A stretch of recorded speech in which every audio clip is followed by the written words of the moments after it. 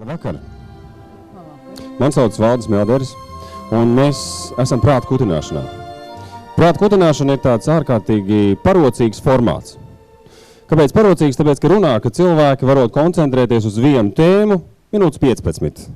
Pēc tam viņi vai nu sāk iedziļināties detaļās, vai nu viņiem kļūst neinteresanti. Un tad ir vairāk varianti. Mainīt tēmu vai mainīt runātāju. Prāta kutināšanā parasti par vienu tēmu runā 4 spoži pazīstami cilvēki. Protams, viņi tajā brīdī, kad es pasaku spoži, viņi tā kā, ko tad es? Bet vispār dzīvē un darbā viņi tā nesaka, ko tad es. Reizēm man uz radio piezvana kāds, un viņš pilnīgi droši zina, ko kāds cits ir salaidis grīstē. Viņš pilnīgi droši zina, ko kādam vajadzētu darīt. Un ir vienkāršs veids, kā viņu apklusināt. Pajautāt, un tu? Tu personīgi. Ko tu? Nu, ko tad es? Es jau neko nevaru izdarīt. No manis jau nekas nav atkarīgs. Šodien mēs prāta kutināšanā runāsim par to, kāda Latvija būs nākotnē. Un nevis vienkārši parunāsimies par to, kāda Latvija būs nākotnē. Mēs parunāsimies, ko mēs konkrēti varam darīt un plānojam darīt, lai Latvija būtu tāda, kāda mēs gribam to redzēt. Šeit šodien mūsu viesi varbūt kādreiz savā dzīvē ir teikuši, ko tad es, bet pēdējā laikā noteikti nē. Tāpēc viņi šodien ir šeit. Un es aicināšu jums domāt līdzi šīs sarunas laikā, ko tad es, kāda ir mana artava. Pavisam personīgi. Un paralēli padomāt, kā šo artavu varētu apvienot ar citām, kā to likt kopā. Šī ir mūsu šīs dienas saruna tēma. Prāta kutināšanu saviem klientiem jau kādus 3 gadus organizē SEB banka un sabiedrisko attiecību aģentūra PR Stils. Šogad informatīvi atbalsta arī Diena, un prāta kutināšanu var novērot gan Facebookā, gan arī Twitterī. Prāta kutināšana un prāta kutināšana LV. Tā kā, ja gadījumā kaut ko gribēsiet dzirdēt vai redzēt vēlreiz, droši dodieties turp un noklausieties, noskatieties un diskutējiet. Par nākotni tātad. Un tie ir konkrēti 4 cilvēki, kuriem katram, protams, ir savs skatījums un savu pieredzi. Sāksim mēs ar dāmu. Evelīna. Evelīna Strāzdiņa. Nu, TV un radio raidījumu vadītāji, es domāju, jūs viņu pazīstat, esat dzirdējuši. Pēc balss dažs labs pateiks, tā viņa izskatās, vai ir otrādāk. Evelīna cenšas ikdienā ievērot elementārus priekšnosacījumus, lai dzīvi baudītu, bet darītu to daudz maz veselīgi un nekaitīgi apkārtējai vidē. Par to viņa arī centīsies pastāstīt. Tā ir. Pēc Evelīnas domām, savstarpēja sadarbība ir Latvijas nākotnes un ilgspējas stūrakmens, tāpēc viņa atbalsta vietējās bioloģiskās saimniecības un tiešās pirkšanas palīdzību, un tādējādi iepriecina arī savu ģimeni. Gribu atgādināt, ka jums ir iespēja uzdot jautājumus, un 2 labāko vai drosmīgāko jautājumu uzdevējiem ir paredzētas arī veicināšanas balviņas no SEB bankas. Tā kā nekautrēties, lūdzu. Un sagaidām ar aplausiem Evelīnu Strāzdiņu.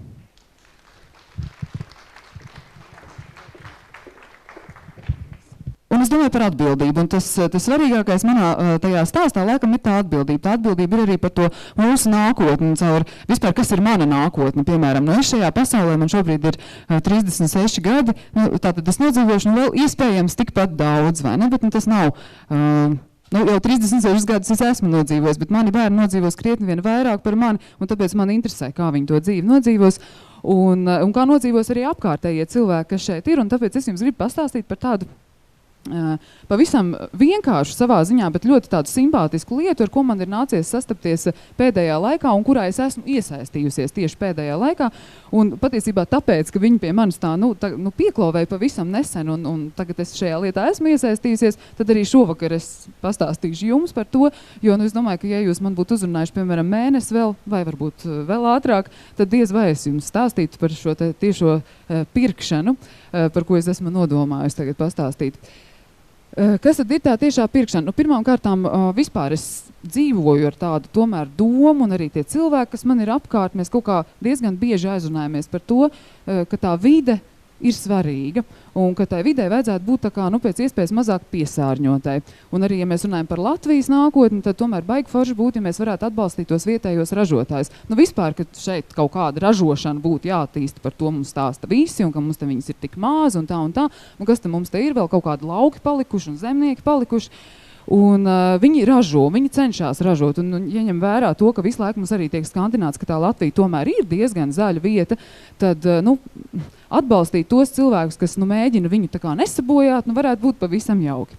Un konkrēti par bioloģiskām saimniecībām runājot, tad šī ir tā iespēja ar tiešās pirkšanas palīdzību atbalstīt zemniekus un kādā veidā. Es jums tagad mēģināšu pēc kārtas izstāstīt, lai jūs saprast. Bija starp citu pāris raksta vēl nesen arī šur tur presē, kas stāstīja tieši par šo tiešo pirkšanu šeit Latvijā, bet vispār tā pieredze ar tiešo pirkšanu ir diezgan populāra jau Eiropā, viņi ir Japānā, arī Amerikā, turpat sauc, tās ir veselas asociācijas, un patiesībā viņā katrā no šiem nosaukumiem ir tā kā ietverts kaut kas par atbalstu zemniekiem. Tā tad ir cilvēku kompānijas, kas veido tādas tā kā domu biedru grupas, asociācijas, kas ne tikai rūpējās par sevi, bet arī to dara to pievienoto vērtību, ka tā kā palīdz tiem zemniekiem realizēt šo produkciju, ko viņi ir saražojuši. Tad par tiešo pirkšanu. Tiešā pirkšana, no kura gala sākt? Tagad jāpadomā. Tas sākās tā. Bija divas meitenes, kas, pirmām kārtām šī tiešā pirkšana balstās tādā kārtīgā entuziasmā. Tie ir cilvēki, kas ir gatavi sadarboties un paši darīt. Un Latvijā šeit tādas divas meitenes, Elīna un Zani, kas sāk par to riktīgi interesēties, un viņas pašas stāsta, es apskatījos vienu interviju ar viņām, viņi saka, ka tas arī sākās tieši tādā pašā ceļā, apmēram, ka gribās tā kā tos labos produktus, ko ražo tās bioloģiskās saimniecības, tad viņas bija sākušas šīs bioloģiskās saimniecības apzvanīt, tad ļoti daudz draugu pieteicās, teica, mēs arī gribam pirkt tur sieriņu, oliņus, vēl kaut ko, kaut kādus tīrus labus produktus. Un tad bija saraksts, tad viņas brauc pie tiem zemniekiem, bet saprot, ka tas ir nenormāli sarežģīti. Tad tu piekrāpē pilnu mašīnu, pēc tam tu vēdi tiem cilvēkiem, un tā. Un tā viņas bija izdzirdējuši par to tiešo pirkšanu. Tiešā pirkšana darbojās tā, ka vispirms savācās šāda domu biedru grupa. Šobrīd tajā grupā, kurā es atrodos, Pārdaugavas grupā, darbojās, un ir arī Miera ielas grupa vēl, darbojās 30, pagaidām es redzu, ka ir tās 30 ģimenes, tātad tās ir, kas ir viņā iesaistījušās, un katru nedēļu tiek respektīvi, vispirms viss tas sākās ar to, ka tiek meklēta telpa. Tātad ir jāatrod telpa, kurā produkti no bioloģiskiem zemniekiem tiks savesti. Un tad manas draugiem kaut kādiem stāstiem, viņi teica, tātad jums ir jāmaksā, acīm redzot, par šo telpas īri. Nē, tad arī tiek atrasts cilvēks vai kāda vieta, nezinu, jebkur tas var atrasties, vai kādā dzīvoklī, ja kāds to ir gatavs, teiksim, atvēlēt to vienu dienu nedēļā, kad tur sanāk tiešām daudz cilvēku un visu laiku tur notiek kaut kāda kustība, vai tas ir, nezinu, kaut kāda noliktavas telpiņa, kurā, vienā galā varētu atrasties. Tātad ir šī vieta, vispirms ir vieta, pēc tam šie cilvēki ir sameklēti šīs zemnieku saimniecības. Šobrīd ir tā, ka šīs meitenes, kas ir apzvanījuši tās bioloģiskās zemnieku saimniecības, viņas ir diezgan daudz tās saimniecības, un tie produkti ir vairāk nekā 100, lai jūs tā varētu iztēloties, tā ir diezgan plaša izvēle. Jūs varat ņemt tur un skatīties pēc sarakstiņa, ko jūs gribat. Ābols, sula tur, vai kāzas, siers, vai piena produkti, vai maize, piemēram, lauku pašcept. Patiesībā tas produktu klāsts ir tik plašs, ka var nodrošināt. Ir cilvēki, protams, ka bez tā lielveikala nevar galīgi iztikt, bet ir tāds meitenes, kas saka, ka jā, mēs iztiekam. Mums pietiek ar to vienu reizi nedēļā. Mēs paņemam tos produktus, pasūtam tik daudz, cik mums viņus vajag, un tad mēs arī dzīvojam līdz nākamajai nedēļai. Un principā mēs to lielveikalu varam, negluži boikotēt, bet mēs varam pateikt viņam nē. Un kāda ir tā interese? Un kāpēc vispār arī tas, teiksim, katram personīgi? Viena, protams, ir tā pievienotā vērtības, nolikšu to mapīt, tomēr nevajadzēs laikam viņā skatīties. Tā pievienotā vērtība, ka tiem zemniekiem mēs palīdzam, jo zemniekiem ir iespēja šo preci realizēt. Tas arī nemaz nav tik vienkārši. Piemēram, un arī zemnieki, es saprotu, tā viena no viņu vēlmēm arī, kāpēc viņi grib nodot šos te produktus arī šādā veidā. Cilvēkiem ir tā, ka tomēr ar to starpnieku palīdzību, tā kā tas ir veikals, tur ir milzīgs uzcenojums. Un, protams, ka visi šie lielie tirgotāji, viņi nenormāli dempingo tās cenas. zemnieks šo savu produkciju pārdot par ļoti, ļoti zemu cenu. Savukārt mums viņi var pārdot par kaut kādu vidēju cenu, bet mums viņi vienalga ir mazāka nekā viņi ir lielveikalā, jo nav tas milzīgais uzcenojums, ko uzliek lielveikals, bet ir tā iesaistīšanās lieta. Un tad šīs 30 ģimenes tagad ir tā kā vienojušās, ir atrasti zemnieki, katrs piedāvā savu produkciju, tiek uzveidota tāda kārtīga liela Excel tabula, kurā ir redzami visi šie produkti pēc kārtas, piemēram, un tad ir dežūras. Ir 3 dežurantu grupas, tas ir tāpēc, lai cilvēki, jo visi nevar, piemēram, ņemt un tagad vienu dienu ņemt un strādāt tikai tam. Visi cilvēki kaut kur strādā, ir aizņemti. Un tad sanāk tās dežūras katram no šiem dalībniekiem apmēram kaut kur reizi 2-4 mēnešos var pieteikties. Un tad ir 3 veidi dežuranti. Viens ir tas dežurants, kas sazvana zemniekus, prasa, vai nav kaut kādas izmaiņas, piemēram, vai viss tā produkcija būs tāda, kādu jūs tā kā parasti viņi piegādā. Nē, viņi saka, ka šonadēļ mums olas nav, un tad tās tagad ņemat ārā. Viņš sakārto visu to, kas ir saistīts ar datoru, respektīvi. Tas ir cilvēks, kas var sēdēt un strādāt no mājas. Nākamais dežurants ir tāds, kas tajā rītā, kad zemnieki ved uz to konkrēto vietu, viņš tur sagaida viņus visus, pieņem visu to produkciju, atdod naudu par iepriekšējo nedēļu un to produkciju saservē pa kastītēm. Katrai ģimenei ir savs numuriņš kastītē, un tad viņš vienkārši saliek, tur jau tie zemnieki arī ir saservējuši, un tā tas viss notiek. Un savukārt tas 3. pēcpusdienas dežurants ir tāds, kas atnāk atkal tur tās stundas kaut kāds dažs cilvēks, kurš ir pieteicies arī pēc brīvprātības principa, es nākšu šajā dienā, es varu tajā dienā veltīt tās 3-4 stundas, un es tālāk izsniegšu. Respektīvi, es nezinu, man tas bišķi atgādina tādu tā kā spēlēšanos veikalos bērnībā. Tagad mēs spēlējam, tagad, visi nāk un tad ņem tur tās kastītes, un mēs gribam to jau mēs tā kā zinām, un tad atkal tur to naudiņu samaksām, pēc tam to naudiņu atdod zemniekiem. Vispār jau tas ir tāds ļoti skaists un jauks projekts, jo tie cilvēki, protams, kas iesaistās šajā projektā, arī ir ļoti jauki, gaiši un tādi priecīgi cilvēki, kas ir ieinteresēti. Tā laikam ir arī vēl viena tā daļa, tā draudzība, kas tur veidojās. Viņi komunicē savā starpā. Tās dombiedru grupas nevar uztaisīt milzīgas. Piemēram, šobrīd tā Pārdaugavas grupa ir gatava nokomplektēta. Jūs man sakat, ka tas laiks beidzās, ja? Vēl var. Tā Mieža ielas grupa arī ir nokomplektēta, bet tas stāsts, tā nav biznesa ideja. Neviens ar to nepelna naudu. Tieši tāpēc, jebkurš no jums, piemēram, kas būtu ieinteresēts kaut kādā tādā labu produktu patērēšanā un arī mūsu zemnieku atbalstīšanā, varētu veidot šādu grupu kaut kur. Un tur vienkārši vajag tātad atrast cilvēkus, kuri to grib darīt un teikt, uz priekšu. Sākam, meklējam telpas. Te ir pat man ir, es varu paskatīties, ir tāda mājaslapa, Tīšā pirkšana LV, tā viņa arī sauc, tāpat kā prāta kutināšana LV. Kurā var apstīties, kurā šīs meitenes, kas visu šo pasākumu ir aizsākušas, ir uzrakstījuši, kā pa soļiem to darīt. Respektīvi, vispirms jums jāizdara tas, tur jūs sameklēt telpas, to. Tāds ir tas mans stāsts, bet man, protams, arī uzreiz bija kaut kādi cilvēki, kuriem es par to stāstu. Viņi saka, jā, bet kāda tā, vai tad jūs nemaksājat nekādus nodokļus valstī par to? Visi zemnieki atved jums, jūs tagad viņiem vienkārši iedodat naudu un viss nē.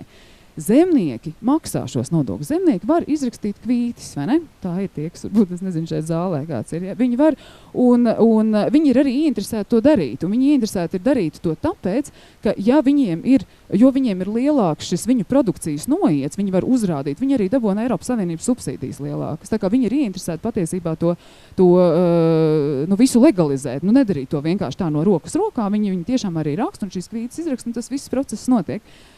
Un tā kā manās mājās šobrīd ir katru pirmdienu, tā ir tāda svētku diena, tagad var teikt, jau vairākas nedēļas pēc kārtas, ir viss kaut kas, ir ābolu sūle, ir visādi sieri, tur ar kāņepēm un ar to, un tad tā ir tāda svētku diena, un mēs visi priecājamies par to, ko tie zemnieki spējīgi, tur ir visādas aptītes un konfektītes, un viņi cep plātsmaizi, ko katrs var izdomāt. Viņi tiešām ir arī interesēti, kaut kā dažādot to produkciju, un tas arī tā ļoti silti un mīļi, ja, un ka tu redzi, ka tur ir pīrādziņi, un tur ir viss kaut kas. Respektīvi, tu vari pasūtīt, un tas cilvēks, kurš redzēs, ka viņam, viņš izceps priekš tevis to nelielo daudzumu, ko tur vajag, tas viss, protams, nav. Tāpat arī dārzeņi.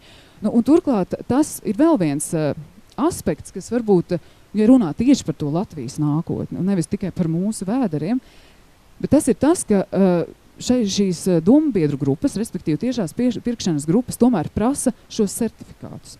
un principā viņus prasa, un tas nozīmē, ka šie zemnieki, mūsu pašu latviešu zemnieki, ir ieinteresēti certificēties, iziet šo sarežģīto procesu, un mēs tā kā atbalstam to, lai šīs bioloģiskās saimniecības būtu arvien vairāk un vairāk. Un es domāju, ka, es paskatījos arī, ko tad nozīmē bioloģiskā saimniecība, pirms nācu uz šejienes, man kāds baigā āķīt, viņi prasīja, kas tad ir? Ir ļoti daudz skeptiķi, kas uzskata, tas viss ir pilnīgi ārpēc kāda bioloģiskās saimniecības, kas viss normāli, taču cilvēki var paēst no tā, kas ir lielveikalu plauktā un tā. Paēst jau var, protams, bet ir pietiekami daudz, piemēram, kā lai pasaka, ja mums ir kaut kā tā atbildības sajūta, tad apzināties to, ka tā ietekme uz vidi, kaut vai tāpēc vien, ka šis produkts nav ceļojis no Āfrikas, bet ir izaudzēts tas pats produkts patiesībā, ko mēs apēdam, ja? Nevis kaut kāds cits eksotisks produkts, bet šeit jau nonāk produkti no ļoti tālām vietām. Viņi tiek vesti ar līdmašīnām, ar ļoti sarežģīti transportēti, tur ir milzīgi enerģijas un resursu patēriņi, lai viņi atnāk līdz mums. Un patiesībā arī viss tā lētā darba spēka štelle. Es atvainojos par neatradu citu vārdu par savu žargonu. Respektīvi, ka tā ietekme uz vidi ir minimāla. Viņi ir tikai tik lieli, tas cilvēks izaudzē, viņš samēslo to savu zemīti ar mēsliem, ar tiem pašiem mēsliem, ko rada viņa gotiņa. Tā pati gotiņa viņa arī tur pieniņa dod, un pēc tam mēs atkal to nopērkam. Tas cikls salīdzinoši ir īss, ja, un ja mēs to tā, iztēlojamies, ka tas viss tā notiek, un mēs vēl atbalstam tos mūsu zemniekus, un viņi varbūt kļūst arvien priecīgāki un arvien vairāk spējīgi ražot, un cilvēki nestāst, ka viss ir tik šausmīgi bēdīgi, un ka mums nav nekādu cerību, bet, pie viņiem atbrauc kāds un saka, jā, mēs gribam to jūsu produkciju, par normālu sakarību cenu, mums arī tas būs izdevīgi. Es domāju, ka tā ir tāda, viena lieliska un laba lieta. Un tāds ir tas mans stāsts. Paldies. Tātad pirmais jautājums, kas man nāca prātā, redz, mani kolēģi arī ir iesaistījusies vienā tādā, droši vien, ka Miera ielas grupā. Un viņi man stāstīja par šo projektu, un viss gāja gludi līdz brīdim, kad viņi teica, un tad ir dežūras. Dežūras, jā. Es nevaru kādam samaksāt, lai dežūrē manā vietā. Tā tas nedara. Jo tas stāsts ir tieši tāds pats, un tā, ka mums, piemēram, bērni ies skolā, mēs nevaram teikt, lai kāds cits aizsūtīt kādu svešus cilvēku uz vecāku sapulci, samaksāt viņam tur kaut ko, vai ne? Vai, tas ir tad, es nezinu, vienkārši, ir kaut kādas lietas, nevar jebkurā gadījumā, tu nevari savam vīram kaut vai teikt, es šovakar nebūšu, Anna, vai tu nevari mani aizvietot, vai ne? Tas tā ir, vienkārši ir kaut kādas lietas, kas mums ir jādara pašiem, lai būtu tas rezultāts. Tās attiecības ar tiem zemniekiem ir tik ciešas. Bet jūs varat iedomāties, ja starp cilvēkiem izveidojas tādas siltas jūtas, kas ir balstīts kaut kādā pateicībā un interesētībā, un tad tās varētu uzskatīt par ciešām attiecībām. Jā, jo es klausījos par to uzņēmību, kas jūsos ir, un tā sajūta bija tāda, ja visu to laiku veltīt vienam biznesam, tad tur varētu tos zemniekus atbalstīt. Nav jau tik bieži tās dežūras, to es gribu teikt. Tās dežūras, piemēram, ja ir jānodežūrē 3 stundas 4, vienu reizi 4 mēnešos, un jūs atrodat to laiku, tā ir konkrēti pirmdien, jūs zināt, ka, piemēram, no tur pulksten 3 dienā līdz 8 vakarā, pat mazāk, man liekas, tas sanāk, no kaut kādiem 5 pēcpusdienā līdz 8 vakarā, jūs būsiet aizņemts tajā konkrētajā vietā, jūs tur pasēdēsiet, atdosiet visiem to produkciju, vai arī, jūs atradīsiet vienu dienu laika, ko pie datora, teiksim, tur parunāties ar pa telefonu, ieguldīsiet bišķiņ to šobrīd tik lēti, visi tie sakari arī ir, man liekas, ka tas vairs neviens nevar teikt, es tur tērēju baigo naudu. Un ir vēl viens aspekts, ko es nepateicu, kas ir baigi foršais, un tas strādā vairāk tā kā Eiropā, es nezinu kā Latvijā, bet, piemēram, šie zemnieki saņem arī, kā lai pasaka, tiek iemaksāta iepriekš nauda, lai viņi varētu, piemēram, nopirkt kartupeļu sēklai vai vispār, kaut kādas lietas, ko viņiem vajag tur sēt vai tieši sēklai, ja? Un tāpēc tam vienīgais tas risks ir tas, ka nevar zināt, kāda tā raža būs. Bet patiesībā tas zemniekiem arī dod tā kā vēl tādu papildus dzinuli, piemēram, vairāk iesēt, ja viņi zina, cik būs tas noiets. Ja? Pie mums tas ir maziņas tās grupiņas un tā, bet gan jau ar laiku varbūt, ka tas tā arī attīstīsies. Bet, ir jāiesaistās. Tas ir iesaistīšanās pasākums. Tās 3 stundas jāatrotās 4 mēnešos. Jautājumi? Viens jautājums nedaudz par tādu plašāku bildi. Es saprotu, ka jums tā sajūta ir tāda, ka arī ar šo lietu jūs ietekmējat Latvijas nākotni. Pilnīgi noteikti. Nu, pat tās pašas bioloģiskās saimniecības mēs taču viņas atbalstam. Nu, ja viņas būs vairāk, ja viņas vairāk certificēsies, tas nozīmē, ka šeit būs tīrāk tā vide, tīri zemnieki, kas neizmanto lauku mēslošanai kaut kādas baigās smagās ķīmijas, no kurām tur cieši pūtni vēl. Un vēl ir pietiekami daudz pētījumu, kas to tiešām pierāda. Tā vairs nav tāda runāšana, kā, ja mēs vienkārši tur baidamies, mēs esam tumsonīgi cilvēki, mēs nezinām. Nē, kā, protams, no visiem pesticīdiem, no visiem tur putniem, vispār moles ir tukšas un vanskari un viss, skumji. Tas, ja no tās puses pastāst, tad, protams, savukārt, tā ir tā mūsu atbildība. Jā, es domāju, ka tā Latvijas nākotne, un ja mēs gribam, lai šeit arī kāds brauc, piemēram, un viņus interesē šī vieta, tad, man liekas, ka, ja viņi būs tīrāka un zaļāka, un šeit būs vairāk šādu saimniecību, tad es domāju, ka arī šis turisms kaut kāds kā nu to sauc? Ekoturisms, jā. Arī, viens lielisks atbalsta punkts. Viena kāja, uz kā turēties. No daudzām es pieļauju. Labi. Jā. Saņēmāmies, jā, 1 sekundi, mums vajag mikrofonā. Tā, man ir jautājums par to, jūs teicāt, ka jūs gribētu, lai būtu vairāk pēc iespējas šāda saimniecība. Bet cik liela ir kapacitāte? Lai šādas cik daudz ir iespējams Latvijā izveidot šādas saimniecības, un ko jūs, piemēram, darītu, ja vienu dienu visi cilvēki izdomātu, mēs ēdiesim tikai bioloģisku pārtiku. Kā ēst bioloģisku pārtiku? Es nezinu, ka viņi vairs negribētu pirkt lielveikalos to, kas nav bioloģiski pārtiku. Jā, jūs pēc iespējas vairāk.